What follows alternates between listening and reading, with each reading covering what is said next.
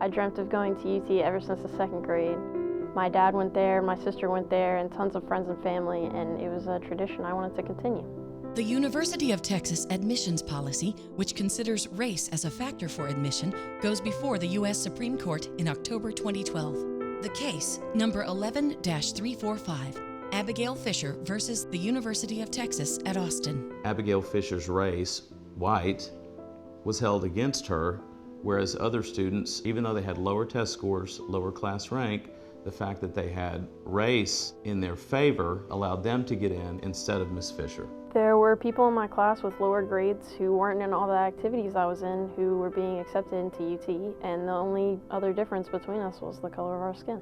UT announced in 2003 that race would become a factor in admissions. That announcement came the same year UT reported its highest levels of diversity under a race-neutral Texas top 10% rule.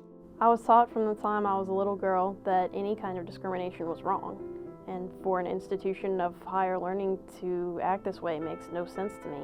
What kind of example does this set for others?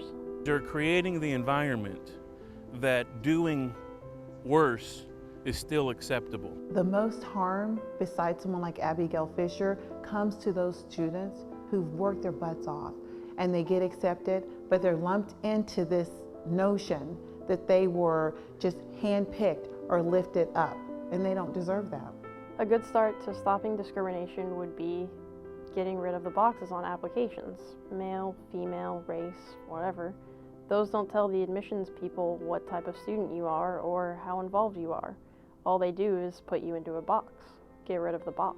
It's the principle of equality in the Declaration, namely the colorblind principle of justice, that accounts for the fact that millions upon millions came to this country seeking a life where they would be judged based on their merits. That is what has accounted for the incredible diversity in this country, and we are the most diverse country in the world because of the principle of colorblind justice. If people say anything about me, I hope they say I didn't take the sitting down.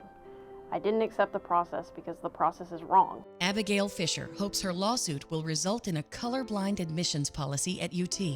And all students applying for admission will be protected under the 14th Amendment to the Constitution.